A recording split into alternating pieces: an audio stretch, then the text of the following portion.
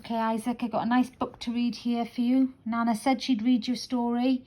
A Granada Guide to Garden Birds. So let's have a look. This is going to be great. So should we start with gold crests? It's always a good place to start. Look at the beautiful... Oh, wait a minute. You don't think I'm going to read you that, do you? How about this? Room on the Broom. Right, here we go. Room on the Broom by Julia Donaldson. Hang on a second now. Give me a second. The witch had a cat and a very tall hat and long ginger hair which she wore in a plait. How the cat purred and how the witch grinned as they sat on their broomstick and flew through the wind. But how the witch wailed and how the cat spat when the wind blew so wildly it blew off the hat. Oh no, blew off the hat. Oh gosh, that's terrible, Isaac. Down, cried the witch, and they flew to the ground. They searched for the hat, but no hat could be found.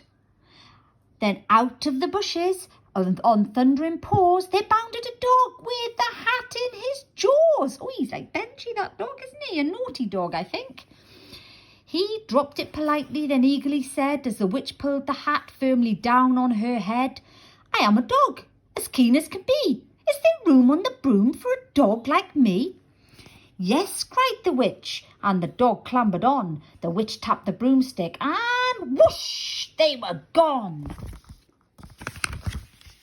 Ooh, look at this. Over the fields and the forests they flew. The dog wagged his tail, and the stormy wind blew.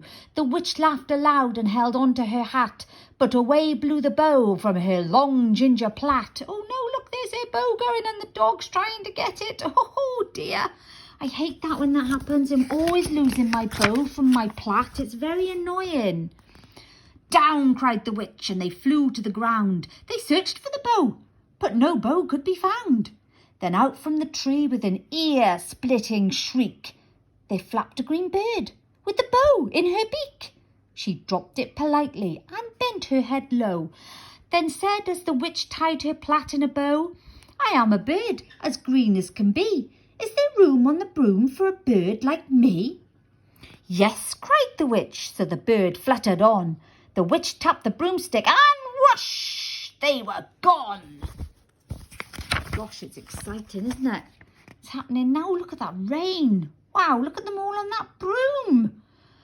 Over the reeds and the rivers they flew, the birds shrieked with glee and the stormy wind blew. They shot through the sky to the back of beyond. The witch clutched her bow, but let go of her wand.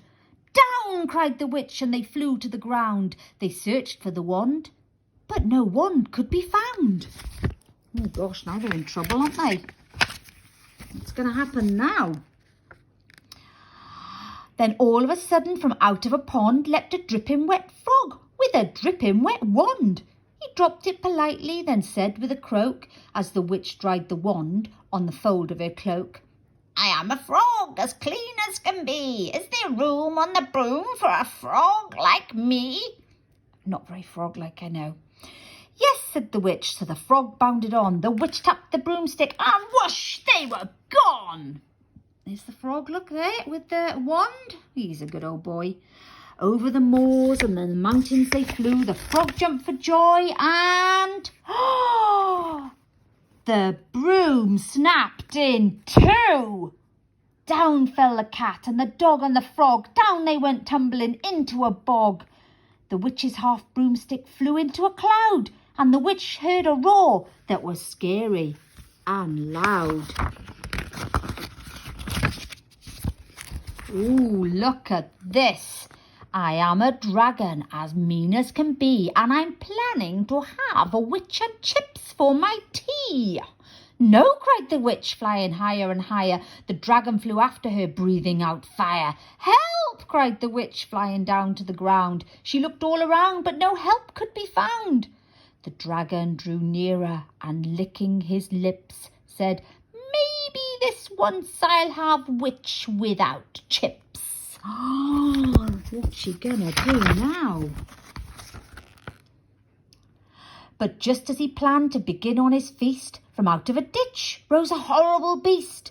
It was tall, dark and sticky, and feathered and furred. It had 4 frightful heads. It had wings like a bird. And its terrible voice, when it started to speak, was a yowl and a growl and a croak and a shriek. It dripped and it squelched as it strode from the ditch, and it said to the dragon, "Buzz off, that's my witch." Gosh. The dragon drew back and he started to shake. "I'm sorry," he spluttered. I made a mistake. It's nice to have met you, but I now must fly." And he spread out his wings and was off through the sky. Then down flew the bird, and down jumped the frog, down climbed the cat, and phew, said the dog. "Oh, thank you, oh, thank you," the grateful witch cried. "Without you, I'd be in the dragon's insides."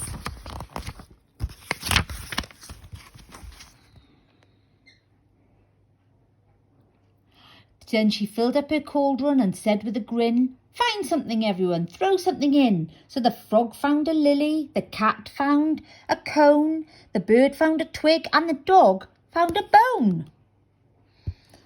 They threw them all in, and the witch stirred them well, and while she was stirring, she muttered a spell.